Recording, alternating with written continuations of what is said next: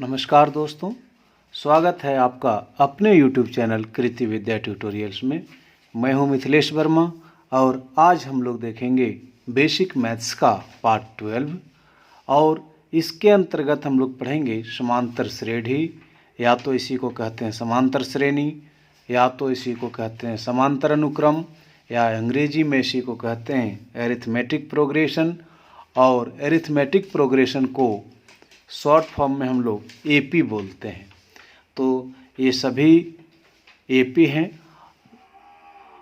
और ये प्रश्न उन लोगों के लिए काफ़ी महत्वपूर्ण है जो जे टेट की तैयारी कर रहे हैं, सी टेट की तैयारी कर रहे हैं, या किसी भी स्टेट के टेट की तैयारी कर रहे हैं।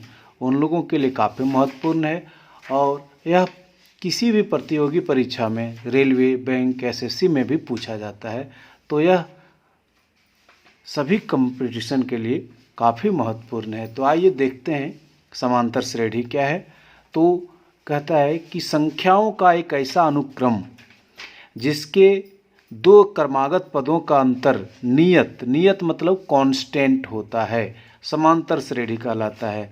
तो दो क्रमागत पदों का अंतर, क्रमागत मतलब लगातार। देखिए 2 से 4, आप यहाँ पर अंतर कितना देख रहे हैं?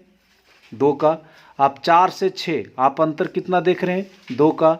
6 से 8, आप अंतर देख पा रहे हैं? 2 का। 8 से 10, आप देख पा रहे हैं अंतर? 2 का। और 10 से 12 अंतर कितना हुआ? 2। तो हर जगह यदि अंतर नियत हो, अंतर सेम हो, तब उसको हम लोग समांतर श्रेणी कहते हैं। तो यह एक समांतर श्रेणी है, यह एक एपी है। एपी है या नहीं, कभी कभार पूछ लेता है कि क्या यह एपी में है। तो एपी चेक करने के लिए आपको चेक करना है कि हमेशा चेक करने का इसका नियम बता देते हैं कि second term minus first term is equal to third term minus second term, fourth term minus three term, fifth term minus fourth term. ये हमेशा वैल्यू सेम आए। यदि ऐसा है तब वो एपी में होगा, और यदि नहीं है तो वह एपी में नहीं होगा। तो ये देखिए हमारा ये फर्स्ट टर्म है, ये सेकेंड टर्म, ये थर्ड टर्म, ये फोर्थ टर्म, ये फिफ्थ और ये सिक्स्थ टर्म है। तो हम लोग देख लेते हैं कि हर जगह सेम आ रहा है डिफरेंस। तो यदि सेम आता है तब वो एपी में होगा, और यदि नहीं आता है तो वह एपी में नहीं होगा। बस इसी को याद रखना है, तो आप पकड़ लेंगे कि ये प्रश्न एपी में है या नहीं है। तो देखते हैं कि सेकेंड टर्म क्या है अपना 4, और फर्स्ट टर्म कितना है 2। तो 4 माइनस 2 बराबर 2। थर्ड टर्म है हमारा 6 माइनस सेकेंड टर्म है 4, तो 6 में 4 घटा देंगे तो क्या आ जाएगा? 2। फोर्थ टर्म है आपका 8 माइनस थर्ड टर्म है 6, तो 8 माइनस 6 इज इक्वल टू 2। अब यहाँ देखिए फिफ्थ टर्म है 10 माइनस 4, फोर्थ टर्म है 8। तो हर जगह देख रहे हैं कि सेम आ रहा है। तो यदि सेम आ जाए तो इसी को कहते हैं सार्व अंतर। क्या कहते हैं? सार्व अंतर। तो सार्व अंतर आपको निकालने के लिए पूछा जाए तो आप निकालेंगे second term minus first term, third term minus second term, आप कहीं से भी निकालेंगे। ये सेम आया तो उसी को कहते हैं सार्व अंतर। और सार्व अंतर को अंग्रेजी में कहते हैं कॉमन डिफरेंस। क्या कहते हैं? Common difference. शॉर्ट में सीडी भी हम लोग लिखा करते हैं। तो और ये प्रथम पद मतलब फर्स्ट टर्म को ए से डिनोट किया जाता है, और सार्व अंतर को आप सीडी से या तो डी से भी डिनोट करते हैं। तो हम लोग ये सीखे कि ये एपी में है या नहीं है। ये हम लोग अब चेक कर लेंगे आसानी से। कैसे? कि second term minus first term जितना आएगा उतना ही third term minus second term, उतना ही fourth term minus third term, तब उसको हम लोग कहते हैं समांतर श्रेणी में है। अदरवाइज समांतर श्रेणी में नहीं है। आइए हम लोग पता करते हैं कि 3, 5, 7, 9, 11, 13 क्या समांतर श्रेणी में है। तो चेक करते हैं। देखिए यहाँ पर डिफरेंस कितना आया 2। यहाँ पर आप देख लीजिए, यहाँ पर डिफरेंस क्या आया 2। तो यहाँ पर डिफरेंस भी आया 2, यहाँ भी डिफरेंस आया 2, यहाँ भी डिफरेंस आया 2। हर जगह सेम डिफरेंस है, नियत डिफरेंस है, नियत अंतर है, इसीलिए यह एपी में है, यह समांतर श्रेणी में है। तो हम लोग पता कर लेते हैं कि एपी में है या नहीं है। तो बता दीजिए इसमें प्रथम पद कितना है, ये हम लोग पता कर लें।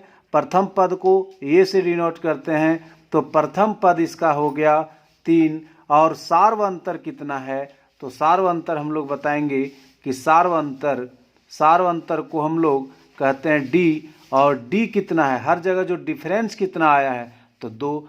तो ये हो गया हमारा आंसर। आइए चेक करें ये एपी में है या नहीं। ये एपी में है, देखते हैं।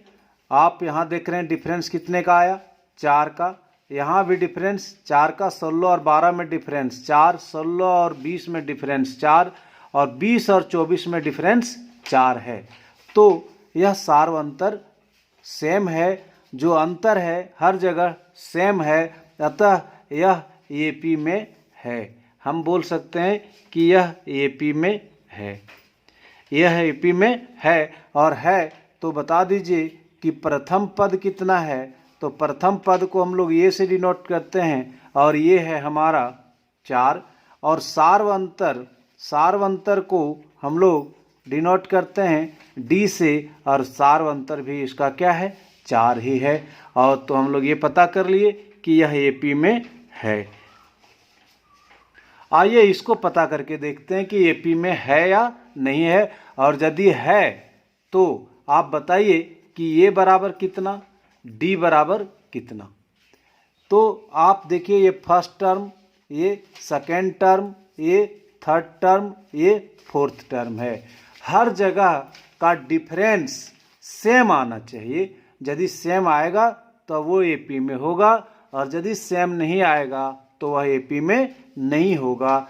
तो देखते हैं, हम लोग का फॉर्मूला होता है second term minus first term, third term minus second term, और fourth term minus third term.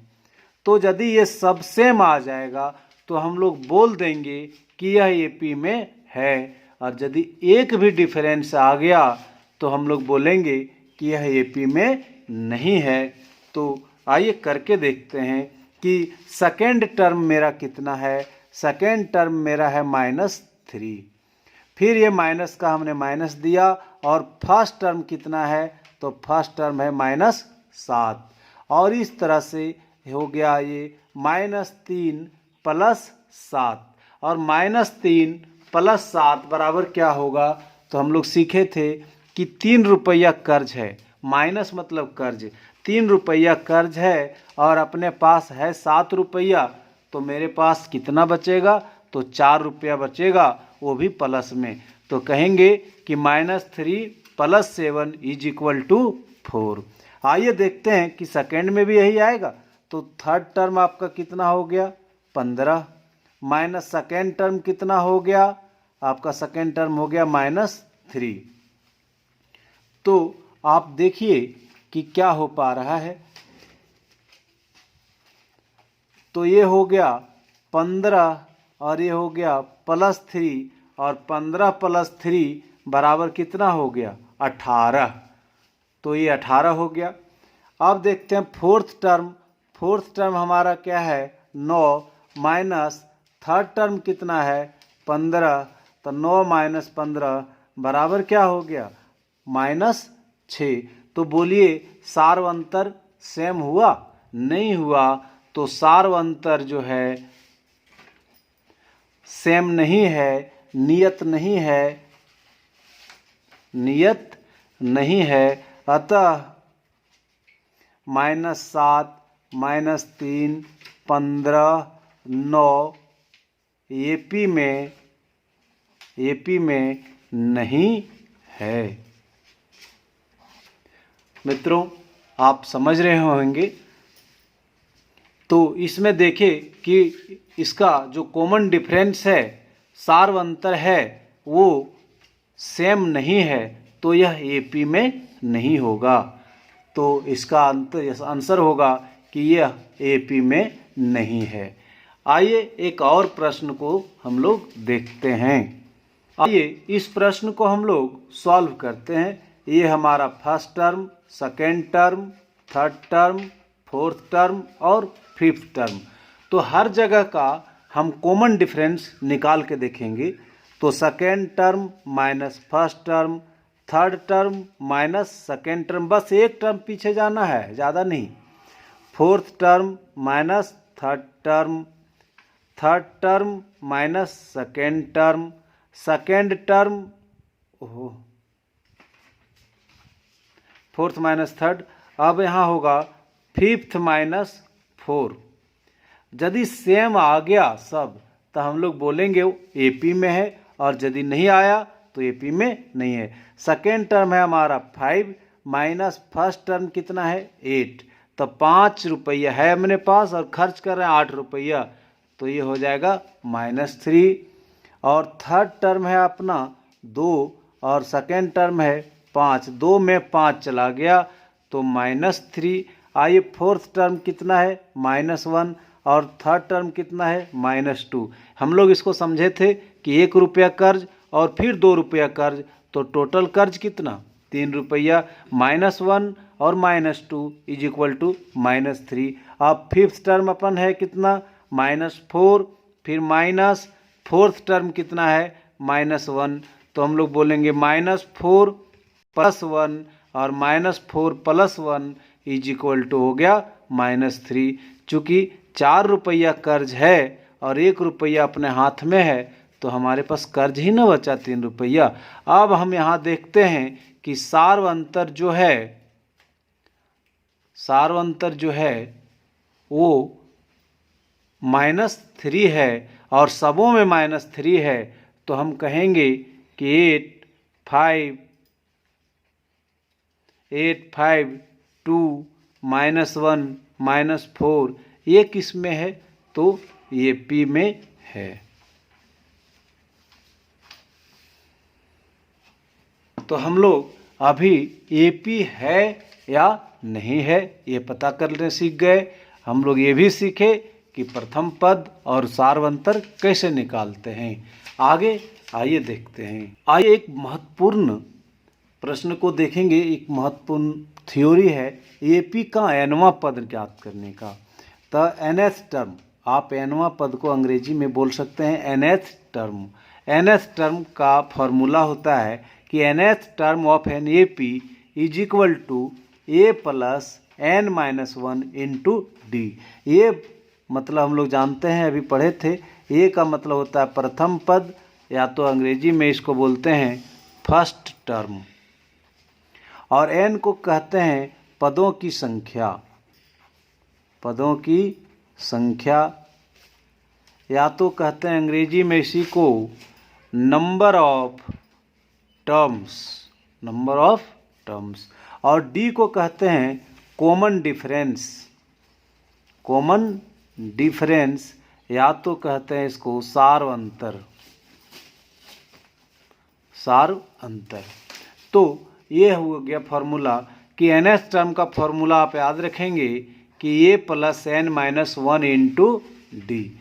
तो आइए इस पर कैसे प्रश्न बनेगा इसको देखें हम लोग, और इसको हम लोग इस तरह से लिखेंगे कि an बराबर, an मतलब nth term of an AP बराबर a + n-1 इंटू डी। ये फॉर्मूला हो गया हमारा। तो यहाँ पर देखते हैं एक सवाल को हम लोग सॉल्व करते हैं कि प्रश्न है कि एपी 2, 4, 6, 8, 10, 12 ये एपी में है। ऑलरेडी पहले बोला हुआ है, तो आपको चेक करने की कोई ज़रूरत नहीं है। तो ये एपी है, तो इसमें 12वां पद क्या होगा, आप देख रहे हैं इसका 16, देखिए 12वां पद क्या होगा। ये 2 है, 4 है, 6, 8, 10, 12, तो 1 2 3 4 5 6 टर्म दिया है, लेकिन आपको पूछ रहा है 12वां टर्म। 12वां टर्म आपको पूछ रहा है, तो हम लोग इसी तरह चल करके या तो निकाल सकते हैं, लेकिन ये आसान नहीं पड़ेगा। ये 12 तक जाना है तब तो निकाला जा सकता है, लेकिन यहाँ पूछ दे 40वां टर्म, तो आप क्या इस तरह से चल पाएंगे?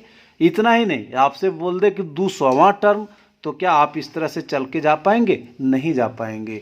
तो इसी के लिए ये फार्मूला है, इसी के लिए ए एन वाला फार्मूला है। तो हमारा ये बता दीजिए कि यहाँ ये बराबर क्या है? ये मतलब प्रथम पद, ये बराबर हमारा है 2, और ये हो गया हमारा प्रथम पद। और डी बराबर होता है सार्वंतर। दोनों में डिफरेंस करके देख लीजिए, second term minus first term, मतलब 4 - 2 बराबर 2। यही हो गया आपका सार्वंतर। तो सार्वंतर हमारे पास है, और हमें चाहिए क्या? ये चाहिए और डी चाहिए, ये और डी है, और साथ ही साथ चाहिए एन भी।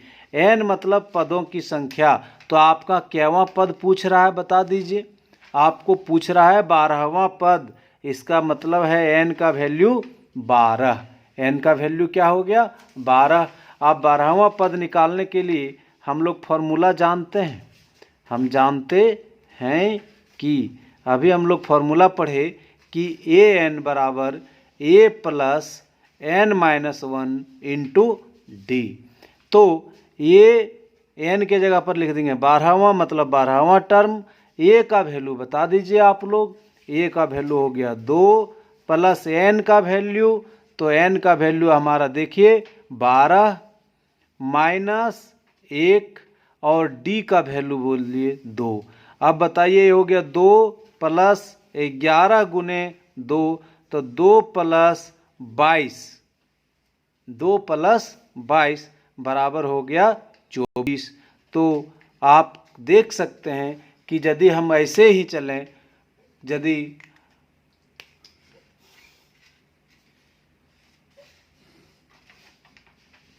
गिन के आगे बढ़ें तो भी हमारा यही आंसर आएगा। तो लेकिन ये संभव हर जगह नहीं है।